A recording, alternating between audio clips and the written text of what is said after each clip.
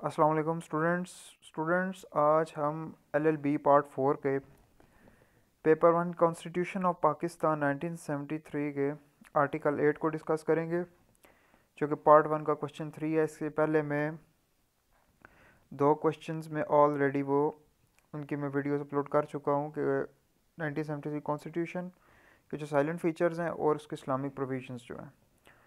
तो topic start करते हैं।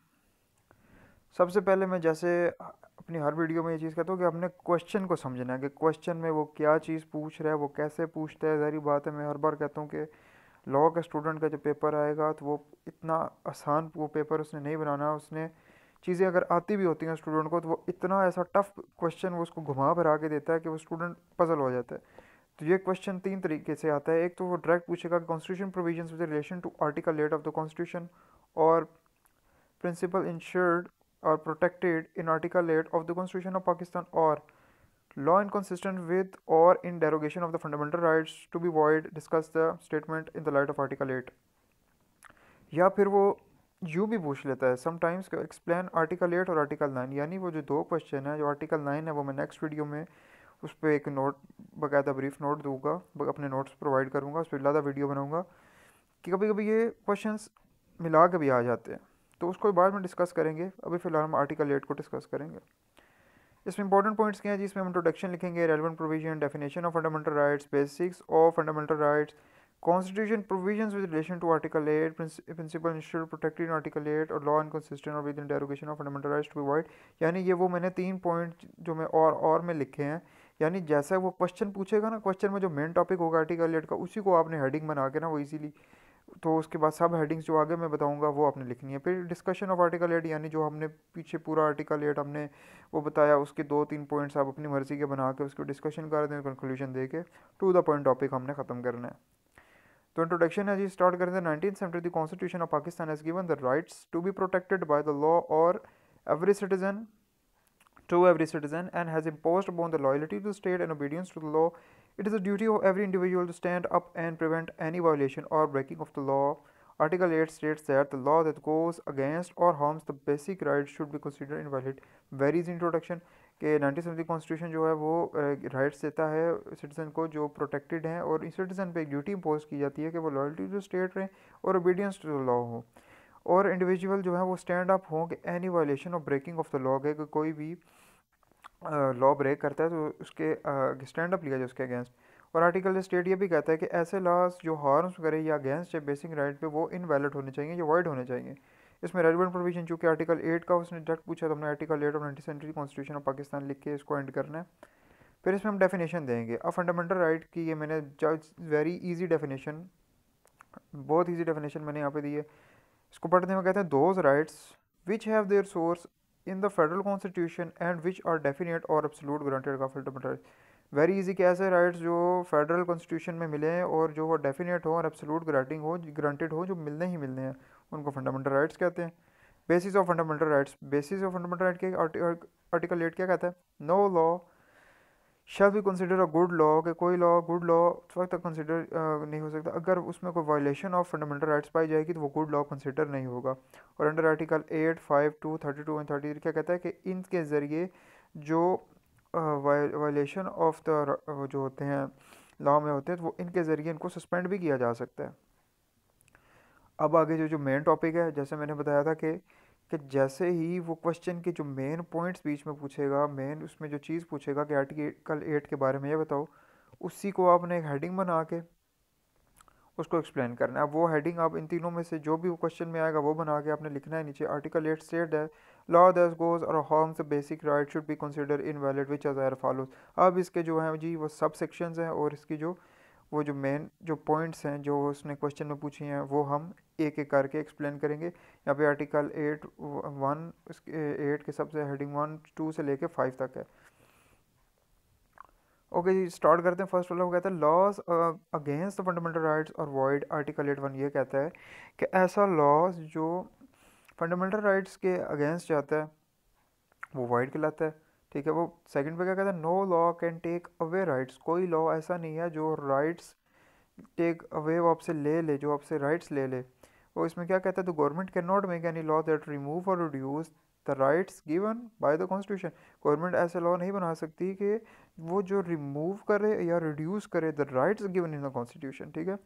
एक्सेप्शंस टू दिस रूल, मैंने इसमें इसलिए ही एक्सेप्शंस ज़्यादा से हेडिंग नहीं बनाई क्योंकि वो फिर आर्टिकल्स जिस तरह एक तरतीब से चल रहे हैं उसके सब सेक्शंस, वो एक खिचड़ी बन जाती है, वो फिर स्टूडेंट भी पजल हो जाता है। तो वो इसने आपने इसके अंदर ही लिखने हैं और उसकी वो हेडिंग देनी है। यानी ये दो स्पेशल केसेस हैं जिन पे ये रूल अप्लाई नहीं होता। वो कौन से रूल हैं? वो कहते हैं law related to the military और पुलिस, और law is in the first schedule.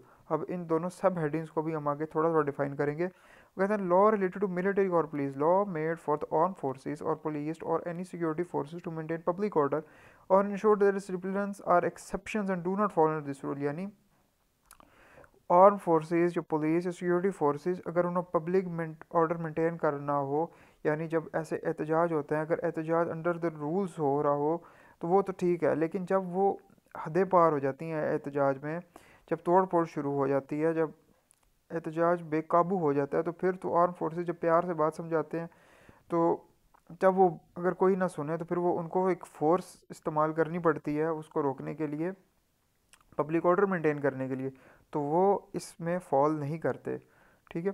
Second कहता है law in the first schedule, यानी some laws are placed before the constitution are listed on a first schedule are exception and won't be considered invalid, ठीक हो गया। फिर कहता है 2 years of deadline for fixing law, article 4 की 2 साल की जो डेड लाइन है फॉर फिक्सिंग लॉज, वो आर्टिकल 8 4 बताता है। वो कहता है any laws related in part 2 of the first schedule must be brought in a line with the fundamental rights with in 2 years from the constitution starting date, okay, whether this period can be extended up to 6 months if needed, very easy।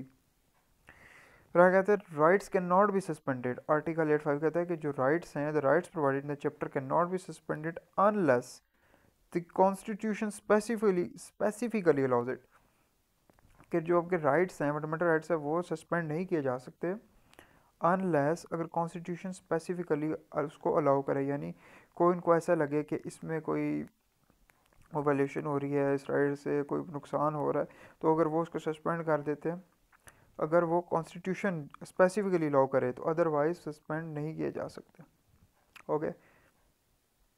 अब हमने discussion पे आ गए कि discussion of article 8, इसमें हमने वो जो पीछे सारा हमने एक्सप्लेन किया हुआ है उसमें से हम पॉइंट्स बना के, अब बेहतर ये है कि आप अपनी वर्डिंग्स में भी बनाएं, तो वो फिर एक अच्छा इंप्रेशन पड़ता है वो चेक करने वाले को, ना कि वो बंदा किताबी कीड़ा बने, वो रट्टा मार के वो चीज़ सारी बात करे, तो वो उस चीज़ का फ़ायदा नहीं है। तो इसमें मैं जो अब मैंने 6 बताए हैं, आप इसमें से कोई से 4 तो लाजमी लिख के हैं। इसमें पहले क्या कहता है, fundamental rights the right of interest protected by law, सही है। Fundamental rights can be created and force either by the constitution provisions और ordinary enactment, the constitution itself has clearly imposed upon the high courts the duty of enforcing the fundamental rights, and so far the fundamental rights are concerned with the constitution itself, very easy। फिर कहते हैं fundamental rights can not be waived, अब मैंने bracket में मैं इसके synonym भी लिख देता हूँ ताकि आपको जो वर्ड इजी लगे ना आप वो लिख लें। वो कहते हैं fundamental rights can not be waived, drop या set aside, no right which based on public policy can be waived. वो कहता है absolute and unrestricted individual rights do not exist in the modern state, कि absolute और unrestricted individual right वो exist ही नहीं करते मॉडर्न स्टेट में। There is no such thing as absolute and uncontrollability, okay. फिर वो कहते हैं the principle of Islamic laws injections haves to be kept in a view and applied while interpreting statute. वो कहते हैं the principles of Islamic laws, जो Islamic laws हैं और इंजेक्शंस ऑफ इस्लाम है, वो केप्ट इन अ व्यू, उसको हाजिर नाजिर रख के अप्लाई किए जाएंगे वहाँ इंटरप्रेटिंग द स्टैट्यूट, ओके। तो ये इसमें आपने अपनी मर्ज़ी से कोई से 2 3 तो 4 तो लिखें कम से कम, ओके। इसमें आपने हल्की फुल्की डिस्कशन करनी है क्योंकि हमने थोड़ी सी क्वेश्चन की लेंथ भी तो करनी है ना, क्योंकि इस आर्टिकल 8 में जस्ट प्रोविज़न लिखा है ना, हमने इसमें उसकी डेफिनेशन दी ना उसकी बेसिस बताई, तो फिर वो चेक करने वाला वो फिर उसमें से फिर इतने नंबर नहीं देगा। तो नेक्स्ट है जी कंक्लूजन। कंक्लूजन क्या कहता है, you conclude that the concept of right and fundamental rights are the part of parcel of the constitution law, there can be no democratic constitution without it. 97 constitution fundamental rights safeguard the liberty and the rights of people, equity, etc. The fundamental rights can be suspended under article this that of the constitution of 1973 of Pakistan। Very जी वो कहते हैं जी जो concept of fundamental rights और rights हैं वो part and parcel of the constitution law है, ठीक है। There is not be democratic constitution, कि कोई भी ऐसा डेमोक्रेटिक कॉन्स्टिट्यूशन इसके बगैर नहीं नहीं चल सकता। There can be no democratic constitution without it. In 1973 the constitution fundamental rights safeguard the liberty of the rights of the people etcetera. और जो फंडामेंटल राइट्स हैं वो इन जो रूल्स हैं आर्टिकल 853 आर्टिकल 85 232 एंड 233 और कॉन्स्टिट्यूशन ऑफ 1973, यानी किसी के फंडामेंटल राइट्स की वायलेशन हो रही हो तो कुछ भी हो रही हो तो वो इन आर्टिकल्स के ज़रिए उनको सस्पेंड किया जा सकता है। तो ये तो जी आज की वीडियो मैंने बहुत कोशिश की मैं इसको जितना शॉर्ट ब्रीफ और इजीली मैं आप लोगों के लिए बना सकूं मैंने इसको किया। ये मैंने नोट्स प्रोवाइड किए। अभी जो नेक्स्ट वीडियो में इसकी प्रोवाइड करूंगा वो आर्टिकल 9 की प्रोवाइड करूंगा। उसके बाद कभी कभी आर्टिकल 8 और आर्टिकल 9 ये 2023 के पेपर में आ चुका है, ये कंबाइन क्वेश्चन आ चुका है। आर्टिकल 8 और आर्टिकल 9 के बारे में ये कंबाइन क्वेश्चन आया तो वो उस पर मैं एक अलग से वीडियो बनाऊँगा। और इसको थोड़ा सा ब्रीफ करने के लिए थोड़ा सा मैंने इसको इतना लिखा है कि इसमें से आपने आपको छोड़ना नहीं है। सारी बात है 20 नंबर का हम पेपर होगा क्वेश्चन होगा तो उसमें वो आप कुछ इतना तो लिख के आए ना कि वो मटेरियल इतना तो बीच में पड़ा हो कि चेक करने वाले देखे यार इसने वाकई अगर अगर वो जस्ट आर्टिकल 8 ही दे देता है आपको तो आप उसमें जस्ट प्रोविजन लिख के उसको एंड तो नहीं ना कर सकते। आपने उसको थोड़ा सा ब्रीफ करना है। तो उम्मीद है आपको समझ आ गई होगी। तो इंशाल्लाह मैं नेक्स्ट वीडियो जल्द से जल्द मैं प्रोवाइड करता रहूँगा ताकि आपके ये टॉपिक्स इजीली क्लियर हो जाएं। तो hope to see you another video इंशाल्लाह। अल्लाह हाफिज़।